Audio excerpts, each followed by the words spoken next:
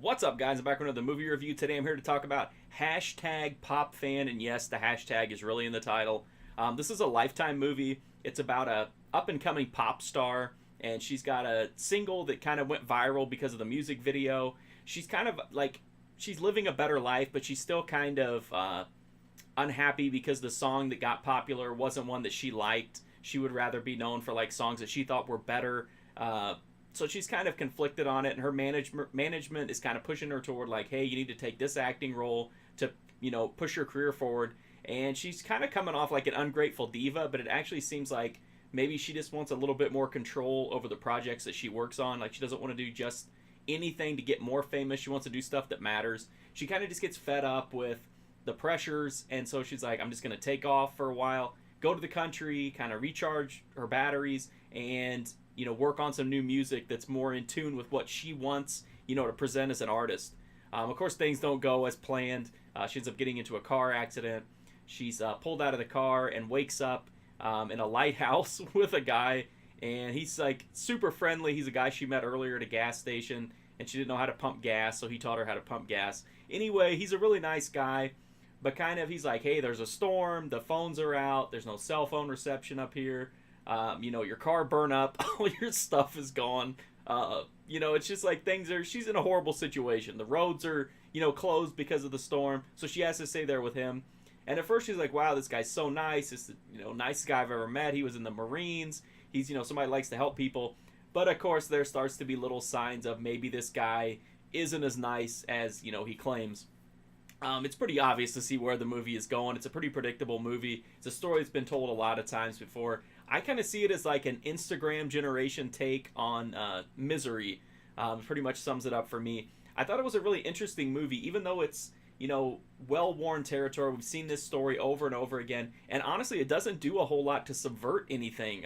It just kind of follows the formula like you would expect, but it hits the beats like it needs to. And it's a fun movie to watch. Chelsea Kane has the lead, and she's a really cool character, even though she starts off as kind of a little bit unlikable. You kind of learn to kind of root for her as time passes.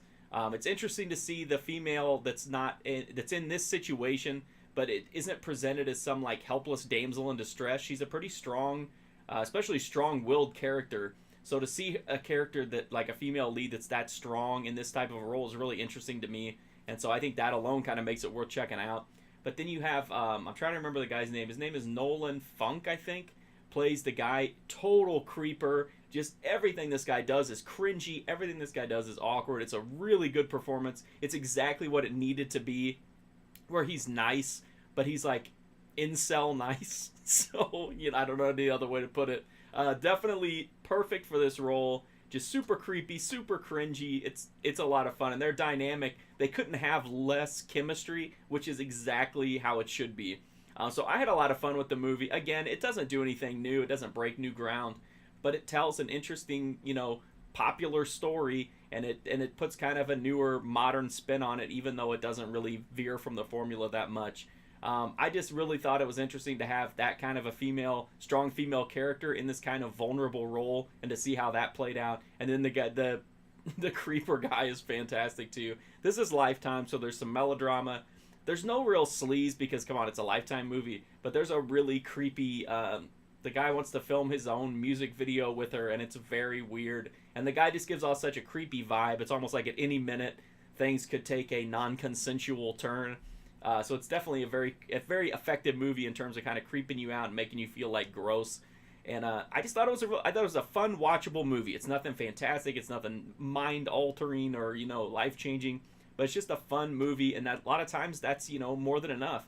So if you're a fan of Lifetime movies, if you like the idea of kind of a modernized twist on Misery, I would definitely check this out. It's hashtag pop fan. You can check it out on Lifetime.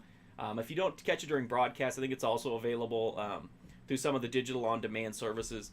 But that's my review of hashtag PopFan. If you want to read my full write-up of it, you can at markfusion.com. I've also got hundreds and hundreds of other movie reviews up there, new ones every single day, 7 days a week. I'm also on Instagram, Twitter, Twitch, Letterboxd, and I'm also on Patreon if you want to get exclusive content. All the money from Patreon goes directly into buying more and more movies and renting and buying digital and all that kind of fun stuff to go directly into content for this site. I don't use it for anything else. So as always, though, the easiest and best way you can support me is just hit that sub button. It's absolutely free, and like I said, it's just a direct way to help me build this channel and to build my site and help me continue to put out all this content and watch all these insane Lifetime movies. So thank you very much for that. I do greatly appreciate you watching these videos, and hopefully I'll see you guys soon.